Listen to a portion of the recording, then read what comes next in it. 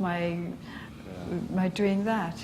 I mean, I couldn't do that. I had promised the people that I would do everything I could to get democracy. I mean, I don't make many promises. I've never promised them, a paradise on earth, or I've never promised that all the problems would vanish once we get democracy. In fact, I keep reminding them that the problems will not vanish, and there'll be other problems that come with democracy.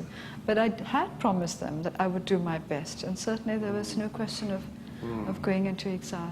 What were the most difficult times to you personally during your house arrest? I mean, there were times when I was worried for my colleagues, and there were times when I worried for our people out there when they seemed to be undergoing a lot of repression. And I worried about my sons very much, because the young one was only 12, and he had to be put into boarding school. So of course, naturally, I worried about these things. Yes. But then I would always remind myself that the families of my colleagues were far worse off, because those of my colleagues who were put in prison in Burma, their families were also insecure. So they would have had to worry about their families as well as coping with prison conditions, whereas I didn't have to worry about my family at all. I knew they were safe. Yeah.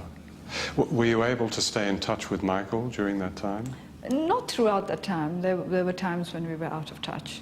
For how long was there? I think the longest period was for about 2 years and 4 months or 5 months, something like that. No letters or anything during that time? No letters from the children got through? No. That must have been hard. It's not as hard as all that. You adjust to everything, you know. You adjust quite quickly to a situation. At least I adjusted very quickly. You're almost making light of what you had to suffer, because you're understandably comparing it with the suffering of people outside your own house. But there were times, for example, I believe, when you didn't have enough to eat. Is that correct? Yes, but I don't think of that as a tremendous suffering. I generally don't eat very much anyway. Suffering. Yes, but I generally don't eat very much anyway. So it doesn't seem to me something terrible. Yes, it is pretty basic. One does get very weak, and it's inconvenient. But your health, generally, during that time, it was... Well, it was not always good. You worried about your heart and... Yes, I did too. When I went for some time without proper nourishment, I did worry a bit about my heart, because I had difficulty breathing. So I thought perhaps, well, how shall I put it?